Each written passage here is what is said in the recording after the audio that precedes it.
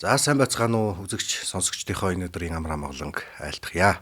Хүнсүдэ аж ахуйн хөнгөн үйлдвэрийн яам Дэлхийн банкны цахим хоршоо төслөөс та бүхэндээ үзүүлж байгаа Монгол малчны шин замл подкастын ээлж дугаар эхэлж байна. За бид энэ удаад Монголын арьс ширний үйлдвэрлэлийн холбооны ерөнхийлөгч Даваас Дүрэн ирсэн байна. За энэ өдрийн минь төргий. Сайн байна уу танд энэ өдрийн минь төргий. Сүүлийн үеийн мэдээллээс ер нь эхлэе гэж бодож байна. За цагаан алт гээд одоо хөтөлбөр хэрэгжиж байна. Арьс ширний салбарын экспорт, дотоодын үйлдвэрлэл нэлээд өсөж байгаа ийм цаг үе. Тэгэхээр одоо энэ хөрсөн төвшин зөвхөн өмнөх түүх юм бол тэр үеийн одоо үйлдвэрлэлийг бол хараахан гүйцээгүй л байгаа гэж ингэж харагддаг яг үйлдвэрчсэн одоо Монгол улсын үеийг гүйцэх. Тэгэхээр бидэнд ямар боломж зах зээл байна уу? Аж ахуйн нэгжүүд маань хэр өсөн дэвжиж одоо төлөвшөж байна. Ер нь таас хэллээ те хуучин манайг ажилтнуудчдын оргил үе гэж байсан. Тэр үед маань Монголд одоо 25 сая мал аж ахуй байхад эндээс нэг жилдээ 5 сая малыг нийтэлдэг. Яг тэндээс нь 5 сая эрс гараад ирдэг. Тэрийгэ бүрэн боловсруулдаг. Ажилтнуудын парктай яг энэ хаан үйлдвэрт Улаанбаатар хотын. За тэгэл гутлаа хийдэг. Хаягдлаар нь дахин боловсруулаад цавуу шахмал шир за гарсан бохор усын бүгдийг нийлүүлж хагаад дундын цэвэрлэх боломжтой харьгаа гээд тэгээд бүр экспорт хийдэг ийм том салбар байлаа. Тэгээ одоо л яг хичнээн арьсных нь малын тоо өссөн ч гэсэн яг нөгөө үйлдвэрлэлийн төвшин гэдгээр бол ялцчихгүй тэр үетэй харьцуулшгүй унчаад байна. За энд мэдээж олон хүчин зүйлс үүсэж байгаа. Ер нь бол социализмаас хойших үйлдвэрүүдийн тоо нэмэгдэхийн хувьд бол нэмэгдсэн. Хувийн хвшлүүд зарим янз янзын үйлдвэрүүд за хотод байгуулсан. Хотоос энэ арьс ширний бүсээс өөр газар за өөр хангаад дархан тэгэл байгуулсан кейсүүд байна. Гэхдээ ер нь одоо ингээд эргээд харахад зарим нь хаалгаа ирсэн, зарим нь яг бүрэн хүчин чадалтай ажиллахгүй ийм нөхцөл байдал үүсэж байна. Тэгэхээр үйлдвэр байгуулад байдаг яагаад энэ үйлдвэрлэлийн түвшин өсөхгүй байна? Яагаад экспорт нэмэгдэхгүй байна?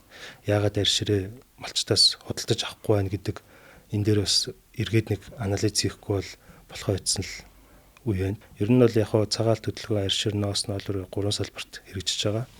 Гэхдээ яг арьс ширний салбар бол хамгийн хүнд үед нь яг цагаа олж хийлээд нөгөө хоёр салбараас бас нэг онцлог зүйлсүүд бас байгаад байна.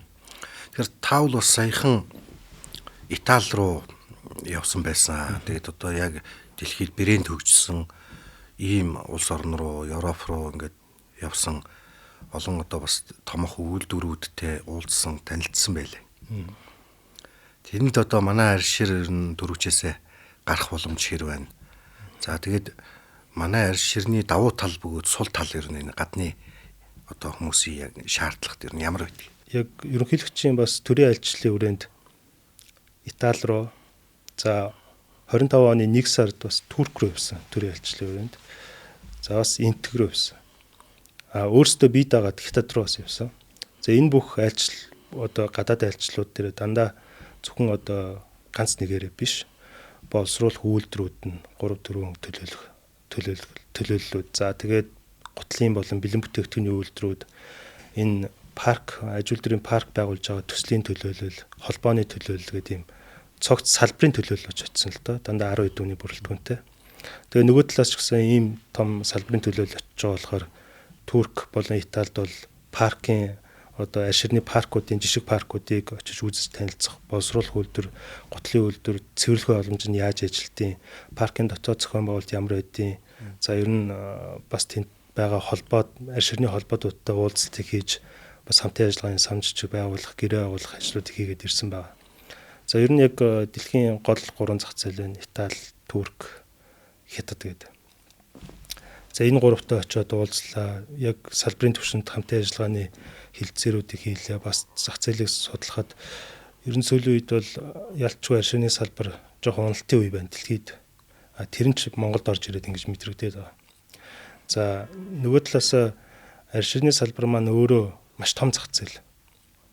Хүн болгон дэлхийн хүн ам бүгд мах идж байгаа. Тэр махыг одоо хэрэглээнд орж байгаа махнаас бүгдээс нь одоо арьс гарч байгаа. Тэгэхээр ерөөсөө гарч ирж байгаа арьсны тоо гэдэг маш ихтэй. Тэгээ энтэй харьцуулахаар Монголын гаргаж байгаа арьс маш бага. 1%, 1.1% л байгаа. Тэгэхээр бид нэр маш том далаа шиг зах зээл рүү ерөөсө шумбаад орчиж байна гэсэн үг. Нөгөө талаас энэ том зах зээл маань өөрөө эн чинь баг янз янзын судалгаа байдаг. Гэхдээ ер нь бол хамгийн доотлон 300 тэрбум доллар, 400 500 тэрбум доллар гэдэг нийт зах зээл гэсэн үг. За ноолоор харьцуулангууд чинь яг дэлхийн зах зээл 4 тэрбум доллар байдаг. Тэгэхээр ноолороос 100 дахин том ийм зах зээл. Тэгэхээр энэ том зах зээл маань өөрөө бас ийм сүүлийн үед ковид, за Украинид одоо үргэлжлүүлээд энэ Америкийн гадаад бодлогоодоос болоод энэ янз янзын асуудлууд, татврын дайм ингээ энэс болоод хамгийн түрүүнд өртөөд байгаа гэсэн үг. Арь ширний ер нь ноолор гэдэг энэ дээд зэрэглэлийн бүтээгдэхүүнүүдийн салбарын угсаа онцлог нь юм байдаг л та. Эдийн засгийн нэг савлгаа болоход л хамгийн түрүүнд ер нь хүмүүс хэрэглэнээсээ хасдаг. Бүсээ чангалаад эхлэхдээ л хасдаг. Тэгэхээр арь ширний салбар маань яг энэ эдийн засгийн гадаад дотоод энэ докторгүй нөхцөл байдлаас болоод уналтанд орсон байна. Ер нь бол Италийн холбооны тэргүүн за гүйцэтгэх захирлууд бол ер нь нэлээд хүнд байна гэдгийг хэлж байлаа. Яг Монголтой холбоотой асуудлуудыг ярихад бол сүүлийн 5 жил танахаас орж ирж байгаа импорт буурсан байна. Жил ирэх тусам уруудсан байна. Энэ өөрөө юунаас болж байгаа гэхээр та хэдийн гэмтэл түүхийн эдийн чанар чинь маш муу болж. Би таад юу гэж зөвлөх вэ гэхлээр парк байгуулах, үйлдвэр байгуулах гэхээсээ илүү 80% над гэмтлээ түүхийн эдийн чанарыг сайжруулах дээр анхаараа төр засаг хувьшил бүгд гэдэг. Ерөөсөө яг манай нөхцөл байдлыг ер нь онол хэлчихэж байгаа юм л да. Бид нар цаашдаа экспортод гаргыг ивэл манай ерөөсөө гол одоо энэ боомлогч хүчин зүйл бол түүхийн эдийн гэмтэл. Гэхдээ түүхийн эдийн гэмтэл гэхээр зүгээр малчин дээр очиод тохоод байгаа юм шиг асуудал ойлгогдод. Энэ өөрөө түүхийд бэлтгэлийн тогтолцоо юм. Түүхийн эдийг гэмтэл нь одоо малыг амьд байх үеийн гэмтэл, нэдэлж байх үеийн гэмтэл, нэдэлхааны дараах гэмтэл гэж байна. Амьд байхад нь мал эмнэлгийн үйлчлэгээ зөв сайн хийсэн үгүй одоо төлөвлөгөөт хугацаанд нь нэдэлж авах үедээ эсгэж гэмтээхгүй зөв нэдэлсэн үү? Нэдэлсний дараа яг тэр арьсыг органик бүтээгдэхүүн муутгаас өмнө чанарын хамгаалалт хийсэн үү? Тэгээ зөв тээвэрлээд үйлдвэрт очсон уу гэдэг. Тэгэхээр энэ бүх процессыг тогтолцоогоор нь харж авч үзээд засахгүй бол зүгээр одоо юу гэдэг малчин малаа ирүүлжүүлээд ингэ шийдэх асуудал гэж бас хөндлөн болчиход байна. Энийг яг одоо социализм үед нөгөө ажил дүржтэй оргил үед бол ид хийжсэн түүхийд бэлтгэлийн нэг арьсагч одоо хаягдуулахгүй гэдэг зарчим мэдээ захиргааталтай юм байсан. Одоо бид нар энийг зах зээлийн зарчим руу нээж тогтолцоогоор засах хэрэгтэй. Тэгхийн бол манай арьсны давуу тал юу вэ гэхээр Италиуд ер нь ч бид нар өөрсдөө экспорт зөндөө хийжсэн хүмүүс мэднэ. Монгол ялангуяа богийн арьс бол талбай томтой их сайн чанартай, үзүүлэлт сайтай. Би өөрөө ч бас арь ширний инженер хүн Туркт төгссөн. Яг энэ дипломныхаа ажлыг хон яманы арьсан дээр хийжсэн. Бас л нэг жоохон боловсруулалт түүхийн эдийн чанар муу арьс аваачаад очиод боловсруулад лабораторид шинжилгээгээд үзэхэд үзүүлэлтүүд нь аюул сан гарч байгаа байхгүй нөгөө таталцлын цэгмэг гээл. Тэгэхээр ер нь нөгөө манай энэ малын онцлог маань халуун хүүтэн цагаагаарын онцлогоос шалтгаалаад их сайн чанартай арьс байна. Тэгэхээр бид нар энийг яаж энэ мал энэ хэдэн мянган жил одоо үүсээд биднэрт өвлөгдөөд ирсэн энэ малынхаа гарч байгаа түүхийн эдийг чанартай үйлдвэрийнх нь хашаанд авчрах вэ гэдгийг л хийчүүл ер нь бол цаашаа байна гэж байна. Манай байгаль цаг өөр бэлчээрийн онцлогоос хамаарат жишээ нь одоо шивэ гэдэг ургамал бол малыг арсыг гимтэж идэг. За үхэр дээр ингээд цариг хүч муутай үед гуур гэж гараад ирдэг шүү дээ. Одоо энийг мэрэгжлийн хөнгөлтгөө бүгдээрээ л мэднэ тийм ээ. Тэгэхээр энийг одоо шийдэхэд тэр олон мал сүргийг эрүүл эвдрээгүй юм одоо амьд байхад нь гэсэн үг шүү дээ. Тэрний хэсэг нь бол малчинтай хамааралтай болж байна. Тэгэхээр малчинтай хамааралтай хэсэг рүү яаж анхаарах?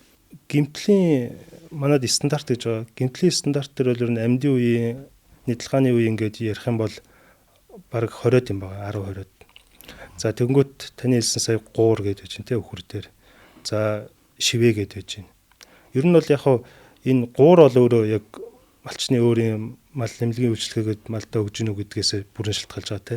Ер нь бол сүүлийн үед бас энэ гуурыг бас халсан гэдэг асуудлууд ер нь шийдсэн. Нэг хэсэг ч бол нэлээд амар байсан асуудал. ялангуяа одоо мал эмнэлгийн үйлчлэгээ чинь хувьч хилжигдсэн одоо хувьчлагдсан гэдэг байгаа. Тэгэхээр энийг ийм хөдөө орон нутагт зөв тогтолцоог л хэрэгтэй байна. Бид нар сая өнгөрсөн жилийн 10 сард Зүүн аймаг, 103 аймаг, Өвөрхангай, Хархангай, Хөвсгөл, Дархан, Сэлэнг гэдэг энэ аймагуудаар Бирж, мал эмнэлгийн ерөнхий газар, Зээлийн Батлан даалтын сан, өдөө аж ахуйн яам ингээд ахалсан ийм томилттой ажил явсан гэсэн 12 хоног явсан. Тэгэд бараг 400-аад одоо хорчоодын төлөөлөлтөд болцсон. Тэгэхэд бол ер нь яг нэг яригдсан юм маань энэ мал эмнэлгийн үйлчлэгийг малчтны өрх болгон дээр маш сайн хийдэг ийм тогтолцоог л бид нар бүрдэх ойлгомжтой болох юу хийх ёстой, ямар тарилга туулгыг ямар одоо угаах энэ процессыг яаж хийх юм, гараад ирсэн юм энэхийн яаж авах юм гэдгээ бүгдийн дот зөвхөн арьс ширвс ноос ноолор мах нэг ийм тогтолцоо. Тэгээд тэр хөдөө орон нутгаас яг сум дээрээ хаана аваач тушаах ингээд ойлгомжтой өгчвөл бид нар хийя л гэж байгаа. Энийг тэгэхээр нөгөө нэг юуны системийн гэдэг талаас нь харж хөдөө аж ахуйн яам дээрээ орон нутгатайгаа хамтарч хийх ажил. Зүүн аймагуд илүү шивэтэй байдаг гэдэг. Энийг бол бид нар одоо шийдэж болно гэсэн үг. Яаж вэ гэхээр илүү ийм одоо шийдэж болохгүй гэмтэлтэй арьсуудаа гутлын дотор ч юм уу те хувцсны дотор гоёлын хувцс гэхээсээ илүү тийм хөдөлмөр хамгааллын гутал 2 дугаар зэргийн тийм арьсан бүтээгдэхүүн рүү оруулж болж байгаа. Тэгэхээр яг иймэрхүү байдлаар зах зээлээс бүтээгдэхүүнээ сегментчлээд гэмтэлтээнүүдэд юун зориулах юм, гэмтэлхүүнүүдэд яах юм гэд энэ дээр ажиллаж болно л доо. Одоогоор гэмтэлгүй бүгд холилдоод имэйлт рүү ирээл тэр нь үйлдвэрт ороод үйлдвэр ингээл бүтээмж муутай ажиллаад ахаар тэгж ажиллах ямарч боломж үйлдвэрүүд нь байхгүй. Шивэн дээр бол тэр байгалийн имийг яах вэ гэдгийг бол яг нөгөө бүтээгдэхүүнээ сегментлээд за зэрэглэл тогтоё тий сайн нарийн ноолуурыг одоо өндөр үнэтэй авдаг шиг байж болох юм байна. Их хятад улс ер нь манай бүх түүхийдийг авдаг. Энэ их зах зээл рүү манай энэ түүхийдүүд яагаад гарахгүй байна уу? Яагаад одоо бас хаягдаад байна уу? Сайн мөглөлтгүй ингээд хамаад авчдаг байсан үе бий те.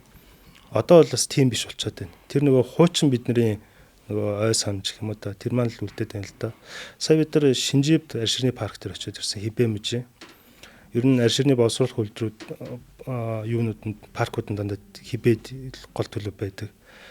Тэгээ Шинжив паркт тэр бол 30 сая арьс боловсруулдаг юм парк. Очиод үзэхэд итгэмжлсэн агуулга байгаа юм л да. Тэрэн дээр ороход ерөөсөө Австралиас орсон 1 сая 200 мянган австрал нэхий ингээд хадгалаастай байж. Өнгөрсөн жилийн бид нар 8 сард очсон. Тэрний өмнөх жилийн 11 сар гэхээр бараг 9 сар болцсон.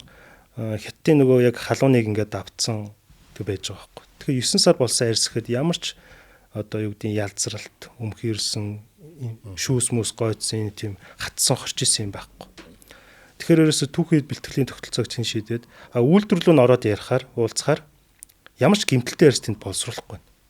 Бүгдийг ялгаж чинь. Тэгээ ирсэн арьсуудаар үйлдвэр нь ялгаж байгаад ангилж ял. За тэгээ хятадууд юу гэж хэлж байна гэхээр одоо бид нар ерөөсө гэмтэлтэй юм ахгүй. Муу бүтээгт түүхий авахгүй. Муу түүхийдээс сайн юм хийнэ гэж байхгүй. Сайн түүхийд авч сайн бүтээгдэхүүн. Ер нь бол Итали бол хамгийн одоо дээд зэрэглэлийн бүтээгдэхүүн гэдэг. Хятадууд бол массын болон одоо экспортын дүнгээрээ айгуу дэлхийд өрсөлдөд дээгүүр явдаг. Цаашд яг энэ дэлхийн арьширны салбар ингээд уналтанд ороод савлангууд экспорт дагаа унахаар хамгийн түрүүнд цохилж байгаа нь бид нар биш хятадууд байгаа байхгүй. Тэгээ тэр хүмүүс маань яаж юм гэхээр ер нь цаашдаа бид нар сайн бүтээгдэхүүнээр сайн өрсөлдөх тийм чадвартай бүтээгдэхүүн хийхгүй бол тэгээ ер нь зөвхөн дан одоо юу гэдэг хагас боловсруулсан арьсыг гадагшаа экспортлохоос илүү дотооддоо бүтээгдэхүүгээ дотоодын зах зээлээр барьж авахгүй гэсэн бодлогыг хэрэгжүүлж байна гэж. Тэгэхээр тэдэнд одоо Шинжив парк бол 30 сая арьсыг аваад хуучин Итали руу ч юм уу Европ руу ингээд хагас гүйцэд боловсруулад гаргадаг байсан бол бүтээгдэхүүн хийгээд дотоодын хятадын зах зээлтэй. Ер нь бол сүүлийн үед яг энэ худалдааны янз янзын асуудлуудаас үүдээд улсууд дандаа дотоод зах зээлийг хамгаалах бодлогыг эрчимтэй явуулж байна л да. За одоо энэ арьс шир бэлтгэлийн тогтолцоон дунд байгаа нөгөө амьд байхад нь одоо арьс ширний чанарт анхаарах энэ дараачийн үе буюу энэ бэлтгэх одоо нэрлэх бойлох үеийн арьсны чанар дээр ярил л да. За энэ нь манай нөгөө уламжлалт мал аж ахуй уламжлалт тэр бойлж байгаа хэлбэр тэр арьсыг хуулж авж байгаа хэлбэр ер нь тэгээд ямар болоо явчих вэ? Энэ чанарт ер нь одоо нөлөөлж гин үү? Тэгэхээр ер нь Монголын яг нөхцөл байдлаасаа үүдээд ялчгүй мах бэлтгэлээсээ гарч байгаа арьшир бол дайвар бүтээгдэхүүн гэж байна. Тэгээ мах бэлтгэл маань яг улирлын чанараас шалтгаалаад өвөл бэлтгэдэг байна. Тэгээ богино хугацаанд маш ихээр бэлтгэж байгаа болохоор ялчгүй арьс олгоны чанарт бодит байдал дээр орон нутагт хэрэгжихгүй л ах шиг байна л да. Гэхдээ нэг статистик би бас яамнаас харсан.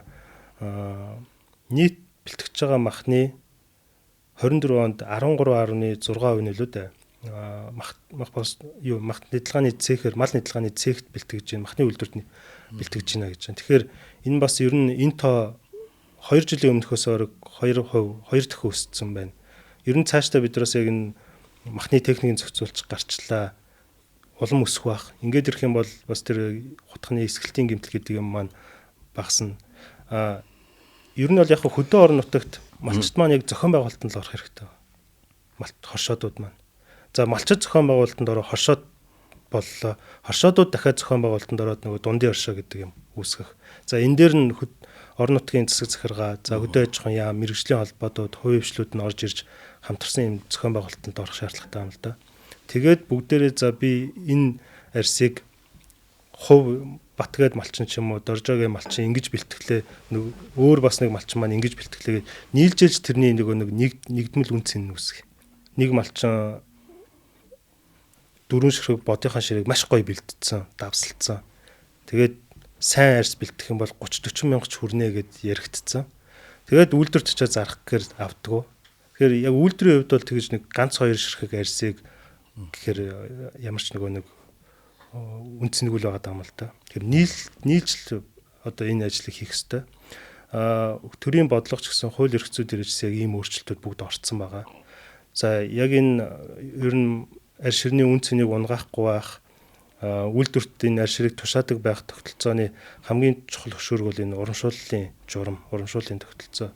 Энэ 12 онд их хурлаар батлагдсан тогтоол. Тэгээ энийг 24 онд шинжилсэн 12 жилийн дараа. Юу гэж шинжилсэн бэ гэхээр малчин мал бүхий этгээдэд урамшуул олгоно гэсэн байсныг хоршооны гишүүн малчин гэж оруулж өгсөн. Мөн тэгээ энэ нөөтийн татврын тухай хуулиуд дээр за энэ хоршооны тухай, малчны тухай хуулиуд дээр дандаа юм хоршооны зохион байгуулалт гэсэн чиглэлүүд яваад байгаа. Тэгэхээр энэ төрийн бодлого ингэ явж байна. Одоо энийг орон нутагт хэрэгжүүлэх зайлшгүй шаардлага. Нөгөө 9,000 арьс гэсэн нь одоо 30,000 одоо өхрийн ширч гэдэг юм уу те тэр хятадын том аж үйлдвэрийн парк дээр бол 9 сар хадгалагдахад бол ягач хөө гэж штэ. Яг тэрэн шиг зойр гэдэг юм уу эсвэл хадгалах агуулмжийн тал дээр үйлдвэрүүдэр нь ямар чадамжтай байд. Яг хуучин социализмын үед энэ одоо хүмүүсийн сайн мэдих Мишель Экспо гэдэг маань өөрөө энэ арьширны том агуулга байсан. Энд бүх арьснууд чанарын хамгаалт хийгдээд давслагдаад одоо жилийн турш хадгалагдаад тэндээсээ үйлдвэрүүд маань ингээд өдөр тутмынхаа хүчин чадлаараа аваад ажилладаг. Одоохондоо бол яг энэ чинь ингээд хоттойгоо үйлдвэрүүд маань агуулгах сав жижигхэн имэлтэд ер нь агуулгын аж ахуйн нэгжүүд байна. Цаашид яг энэ имэлт эко аж үйлдвэрийн парк гэх том төсөл явж байна. Энэ жил эхэлсэн одоо бүтээн байгуулалтын ажил эхлэв. Энэ дээр бол яг энэ түүхийн эдийн агуулгын тогтолцоо үүснэ.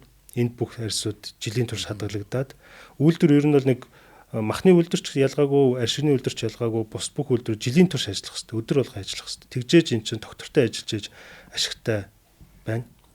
Бусад энэ улсуудын аж үйлдвэрийн паркийн тогтолцоо шиг л ийм агуулгын тогтолцоо үүсэх хэрэгтэй л доо. Тэгчих юм бол арьшир гэдэг өөрөө хүмүүс нөгөө удахаар ялзраад муудаад хатаад ингээд заваардаг гэж ойлгоддог. Ерөөсөө тийм биш. Зөв стандартын дагуу чанарын хамгаалт хийчихвэл жилж болдог. Жил болно. Тэр нь юу вэ гэхээр тийм амар нарийн төвхтэй зүйл биш. Ерөөсөө арьс нэдлэгдээд хуулаад өвчөж хуулаад гаргалаа. Тэр өөрөө амьдын халуун нь үжидэг 20 хэдэн градусын. Бактери ч өөрөө нойтон дулаан орчинд л үржиж байгаа. Нэгт яг хуулж өвчөж хуулсан арьс маань өөрөө халуун байгаа. Бактери үржих таатай орч. Хоёрт арьсны 60% нь ус өгдөг байхгүй. Чиглэг. Тэгэхээр ямар процесс явагдаад байна вэ гэхээр хөргөөгөөд тэр усыг нь л гадагшуулах. Яг өвчөж хууллаа тэрийг сэрвэн гэж ярьдаг те. Шүүсийг гаргалаад хоёр дахь давслаад тэгэл ерөөсөө тэр арьс бол жил хадгалагдана л гэсэн. Тэгээд давс өөрөө усын татаа гаргах чинь өөрөө бактери үржүүлэх орчныг нь байхгүй болгох чинь. Тэр нь бол яг энийг л хиймээр байгаа. Одоо болохоор нөгөө бидний энийг яагаад ингээ алдчихв гэхээр өвөл бэлтгэгдээд байгаа болохоор нөгөө давслах гэхээс илүү хөлдөөх процесс их явж байгаа. Тэгэхээр нөгөө давсалж хадгалдаг ийм тогтолцоо байна бас сайн төлөвч суугаагүй байгаа. За сүүлийн үеийн бас сайн жишээнүүд байна. Одоо манай энэ томоохон үйлдвэрүүд булгаар дархан нэхий гээд одоо бүтээгдэхүүн боловсруулад ингээд үйлдвэрүүдтэй өгөөд үйлдвэрүүд нь гутал одоо бүх төрлийн юм хийж байна те. Энэ үйлдвэрүүд маань одоо цаашлаад хэр хэмжээний хэрэгцээ байна түүнийг одоо ингээд даах хэмжээнд одоо ингээд бүрэн бүтэн ингээд ажиллах бүрэн дүүрэн ажиллахын тулд ямар зүйлүүд тулгарч байна уу? Ямар асуудал тулгарч байна? За ер нь үйлдвэр ажилуулна гэдэг Монгол улсын хувьд бол хамгийн хүндтэй ажил. За хамгийн амар салбар бол тэгээд санхүү тэгээд энэ худалдааны салбар ш юм оруулж ирээл зарах. Үйлдвэр ажилуулна гэдэг өөрөө нэг түүхийн эдийн асуудал. За түүхийн эдэнгүүд сая тогтолцоо гэл бөөн зовлон үүснэ. Өөрөө ерөөсөө шийдэж чадахгүй үйлдвэрийн захирал. За дахиад хими материалаа оруулж ирнэ. Бид нар хими материал үйлдвэрлэдэг улс биш. Бүх хими материалаа импортоор оруулж ирнэ. За баахан хүмүүс ажилуулна. Тэр хүмүүсийг сургана. Хүмүүсээ сургадаг тогтолцоо бас байхгүй болсон болохоор үйлдвэрүүд өөрсдөө сургаж байгаа. Тэгээ өөрсдөө сургаад тэр чинь ямар сайн сургах вэ? Бас тодорхой хэмжээнд дутна шүү дээ. За тэгээд нөгөө татврын орчин байна. Монгол бол татвар нэлээд өндөртэй улс. Энэ хэрэглээний асуудлууд, энэ ус тоог цахилгаан төлбөрүүд нь бохир усны төлбөр. Ялангуяа арь ширхний салбар бусад үйлдвэрлэлээс онцлог нь хуучин яг зөв системээр явж исэн. Тэрний одоо бохир усны маш их бохир ус гардаг. Тэрийг цэвэрлэх одоо өртөг зардал аюул өндөр. Ингээ ярихаар нөгөө маш олон хүчин зүйлүүд боомлждаг. Иннээсээ болоод гадаад борлуулалтын экспортын сайн бодлогыг хэрэгжүүлж чаддгүй. Энэ зовлонгуудтайгаа л ерөөсө зууралцаар идэл. Тэгэнгүүт гадаадад нөгөө авдаг байсан нөхөр нь боллоо гэхэд л өөр юм зарыг барь гэдэггүй. Тэгэхээр ер нь бид нар яг үйлдвэрлэл цааш экспортыг нэмэгдүүлээ, сайжруулъя гэвэл мэдээж энэ түүхийд бэлтгэлийн тогтолцоогоо сайжруулах. Нөгөө талд нь энэ үйлдвэрийн бизнесийн орчныг л анализ хийгээд сайжруулах. Үйлдвэрлэл явуулахад боломжтой бүтээмж өндөртэй болгочвол үйлдвэрүүд босоол ирнэ. Одоо ер нь сүүл 8-9 үйлдвэр маань хаагдсан байна. Сүүлийн хэдэн жил хаагдаад байна. Тэгэхээр малчтад юу болохоор хүмүүс ер нь иргэдэд ойлгуулахдаа үйлдвэр байгуулчих юм бол нөгөө арь ширн хаягдхаа болчих юм шиг ойлгуулад байдаг. Тийм модон шийдлүүд гарахаасаа илүү асуудлын үнд сугсаа нь юу, угшил нь юу вэ гэдгийг л ойлгомоор байна. Сая Үзбекистанууд бас ирээд явхад тэнд гутлын үйлдвэр байгаа түүхээдээсээ 4-5 дахин байгуулсан л байгаа байхгүй. Биднийг бол илүү нөгөө социализм систем нь үлдсэн ус. Тэгэхээр тийм нөгөө өнгөцгөн байдлаар асуудлыг шийдэж боломгүй байна. Яг одоо Үзбекистаны араас ороод арь саягдаад байгаа бол боловсруулах үйлдвэрүүдэд байгуулдаг, баахныг байгуулжулдаг. Гэхдээ яг одоо бид нар нөгөө эмэлт эко аж үйлдвэрийн парк руу нүүчвэл энэ асуудал нэлээд зэгцрэг байх гэж одоо. Яг энэ хотод үйл ажиллагаа явуулахад маш их хүндрэлтэй болчиход байна. Маш их дарамтшилттай. Эмэлт парк руу нүгээд үйлдвэрүүд маань тэн шинээр үйлдвэрээ байгуулад орчвол яг зөв тогтолцоонд орох юм ихтэл болох болоо. Тэгээд дээрэс нь хөдөө орон нутгад түүхий бэлтгэлийн тогтолцоогоо хичүүл. Тэгэхээр манай энэ үйлдвэрлэлийн салбар гэдэг бол илүү мал маллахаас илүү нарийн учраас энэ дээр ямар одоо зохистой дадлын гэдэг юм уу? Стандартууд хэрэгжиж ийдэг үү? Энэ стандартууд нь яг бэлэн байгаа юм уу? Байхгүй байгаа болохоор ингээд түүхийдийн чанар нь бас доголдоод байгаа юм биш үсттэй гэсэн ийм бодол байна. Тэг гоё асуулт асуулаа. Ер нь арь ширхний салбар Монголд л одоо мэдчихэд нэг одоо юу гэдгийг цэвэрлэх байгууламж тусснаар л ингээд зөв тогтолцоог социализмыг үүсгэсэн биш. Дэлхийн нийтэд энэ арь ширхний салбар бол хяналт зөв зохицуултыг хийхгүй бол маш том бохирдуулагч салбар юм биш үгээд ойлгоод автсан, хараад автсан. Энтэй холбоотой нөгөө стандарт тогтолцоог нь бүгдийг хийцэн байдаг. Энэ дээр бол яг манлайлагч улс нь бол Итали л да. Байгаль орчныхоо стандартыг гаргахаас өмнө өөрсдөө цэвэрлэгээнийхэн төвшин бүх юм супер хийцэн байжсэн л улс байна. Тэгээд манай дээр зөв жишээ ярихад бол мэдээж ISO-гийн стандартууд байна. Байгаль орчны стандарт, менежментийн стандарт, энэ бүх стандартуудыг үйлдвэрүүд маань оруулсан. Эхнээсээ гутлын үйлдвэрүүд маань тэр боловсруулах үйлдвэрүүд маань сая мо ирээдүг менежмент болон байгаль орчны стандартыг оруулчлаа. Энэ бас том ажил. За яг арь ширэнд одоо зориулсан гэх юм бол LWG гээд дэлхийн арь ширхний ажлын хэсэг гэж. Энэ байгууллагаас одоо төрийн бус байгууллага энэ байгууллагаас бүх дэлхийд үйл ажиллагаа явуулж байгаа арьс ширний үйлдвэрүүдийг аудит хийгээд сертификатжуулдаг. Тэгээд тэрэн дээрээ алт мөнгө хүрэл аудитэд тэнцсэн гэсэн юм 4 шатны сертификат өгдөг. Ер нь цаашдаа экспорт хий гэвэл нөгөө Европын ч юм уу худалдаа авагч нар нэг л зүйлийг нэхэд. Энэ LWG-ийн сертификат аваач. Энд чи их уялдаатай. Жишээлбэл тэнд гутал идэг хүн LWG-ийн мөнгөн сертификат өөрөө авахын тулд мөнгөн сертификаттай боловсруулах үйлдвэрээс арьс авах хэрэгтэй. Тэгэхээр бид нар тэрэнд нь очих хэрэгтэй. Тэр одоо мөнгөн сертификаттай үнэтэй лакшери бүтээгдэхүүн хийдэг хүнд юмаа үнэтэй зарахын тулд бид нар өөрсдөө тэр дээд зэрэг бас алт мөнгөнийх нь сертификатыг авах шаардлага. Тэгээд бас энэний хүрээнд хөдөө аж ахуйнаас хэрэгжүүлсэн Юнидото нүүбийн аж үйлдвэрийн байгууллагатай хамтарч хэрэгжүүлсэн бас энэ чинь 2-3 жил явж ийж хоёр үйлдвэр маань LWG-ийн аудит хийлгсэн. Болгар одоо арилдыгээд хоёр үйлдвэр маань. Тэгээд яг нөгөө медалуудаа авах болсон чи авч чадаагүй. Тэр маань өөрөө цэвэрлэх байгууламжийн төвшин муу байна гэд аудитэд тэнцсэн гэдэг сертификат авсан гэсэн үг. За тэгэхээр ер нь бол манай үйлдвэрүүд маань өөрсдөө бас хуучны түүх байна, мэрэгжлийн хүмүүсээр бас бэлтгэгдсэн байна. Үйлдвэрийн технологийн төвшин гэд харах юм бол олон улсын ч тэр дотоодын ч стандарт сертификатыг одоо хангаад байгаа юм л да. Тэгэхээр технологийн хувьд харьцангуй очсон байна дэлхийн одоо экспортын шаардлаганд. Ерөөсөө л нөгөө түүхийн эдийн л асуудал болчиход байгаа. Арьс ширний үйлдвэр болгон цэвэрлэх байгууламжтай байх ёстой мó? Энийг нөгөө аж үйлдвэрийн парк дээр шийдэж байгаа мó? Нэг дунд нь шийдээд байгаа юу? Энэ тал дээр. Ер нь арьс шир гэдэг өөрөө массын үйлдвэрлэл. Дэлхийд угаасаа тийм байна.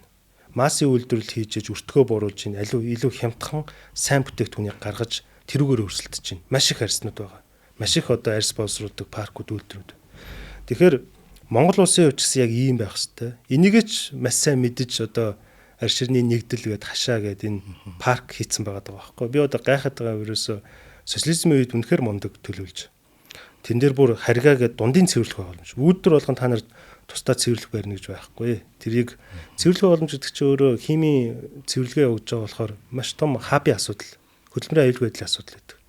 Тэгэхээр энийг үйлдвэр болгонд ингээд цэвэрлэх байгууламж бариад байвал асар эрсдэлтэй. Харин тийм шүү дээ.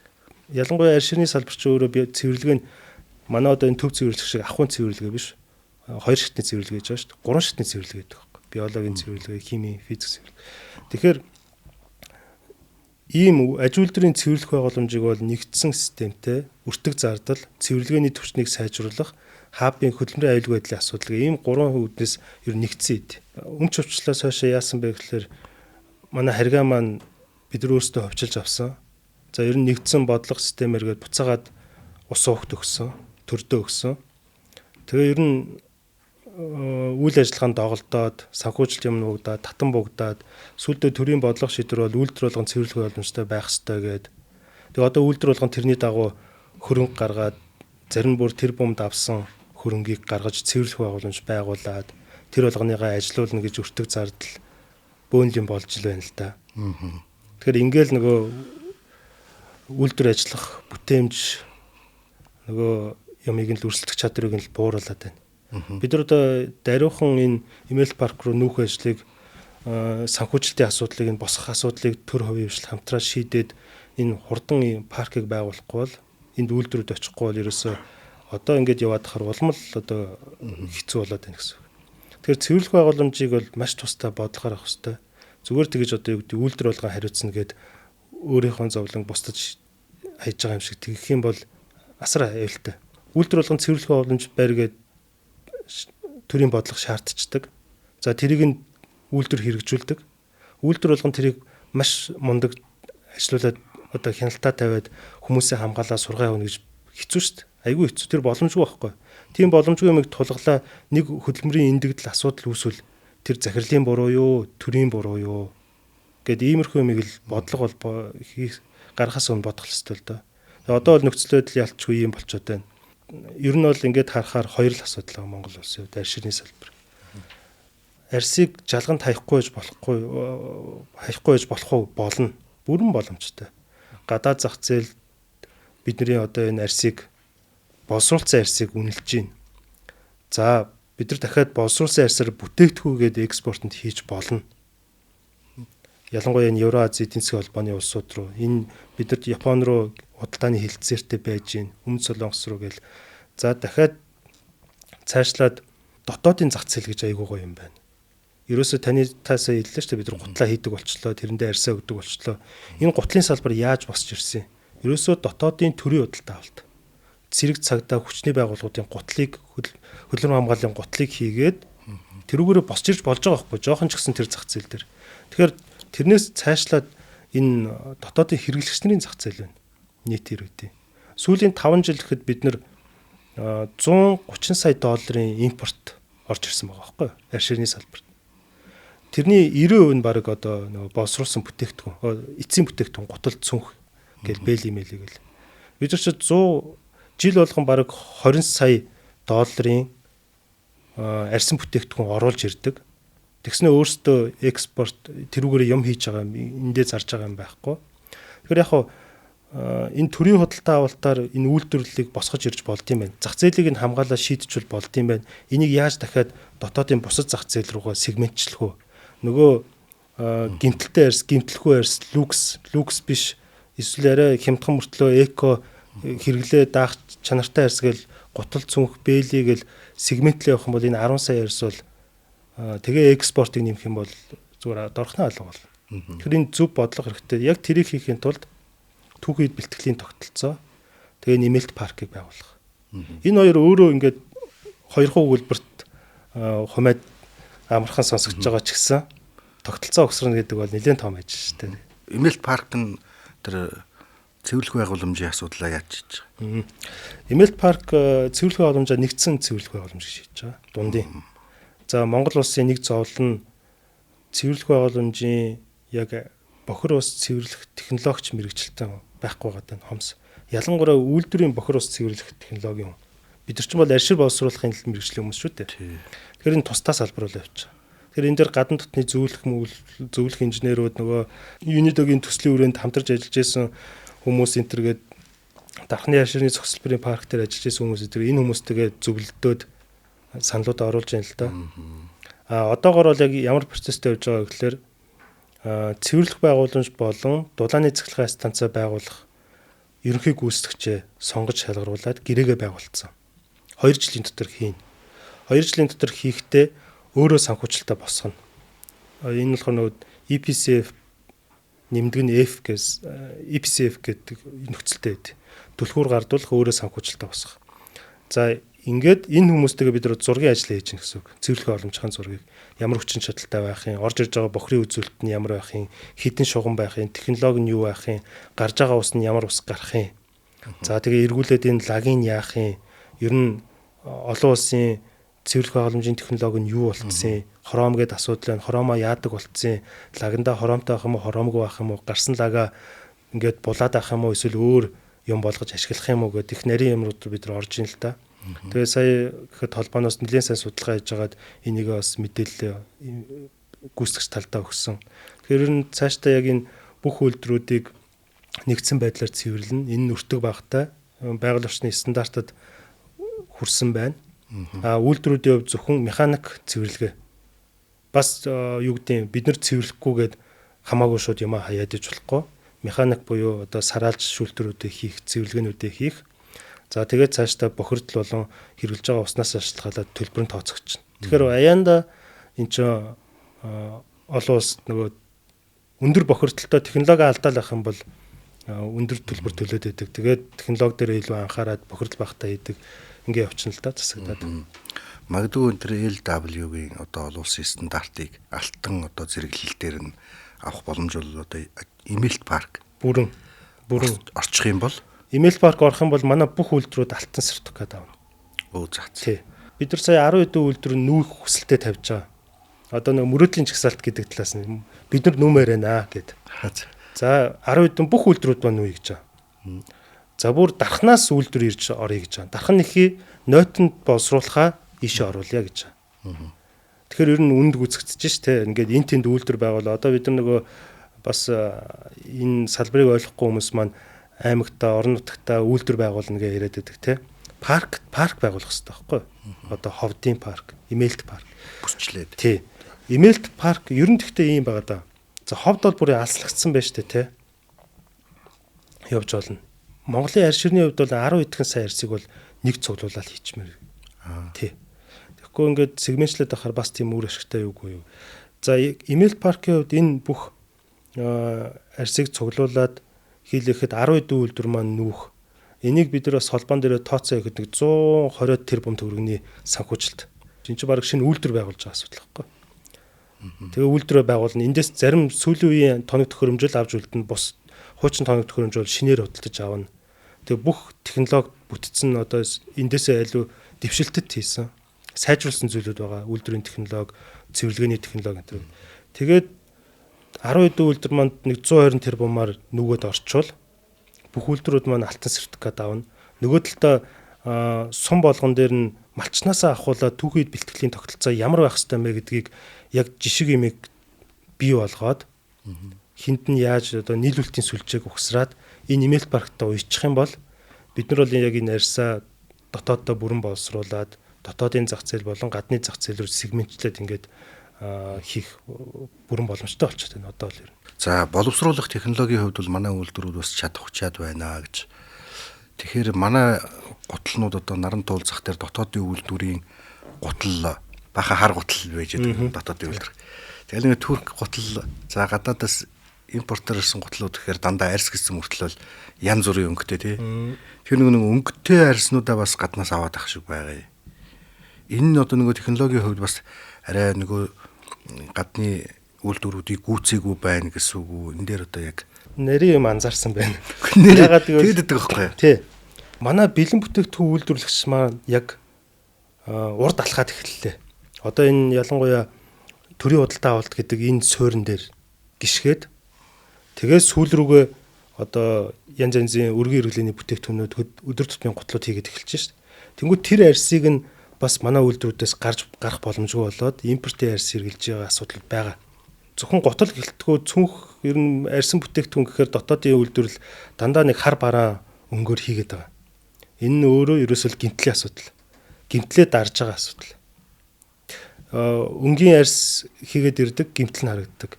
Ер нь ингээд нүүрэн талдаа түрүүний жишээлбэл богийн арьс гэхэд хачиг хуулзнаас ахуулаад ийм гэмтлүүд байхаар тэрийг заавал гэмтлийн дарах хэрэгтэй болдог. Гэмтлийг дарна гэдэг нь өөрөө дээгүүр нь одоо нэг юугаар химийн бодис холиод шүрчин гэсэн үг. Одоо ялангуяа пластик тийм найрлагууд. Тэгэхээр полимер найрлагуудыг. Тэгэхээр энэ өөрөө нэг талаасаа арьсныхаа онцлогийг алдчихж байгаа. Яг эко арьс гэдэг биш.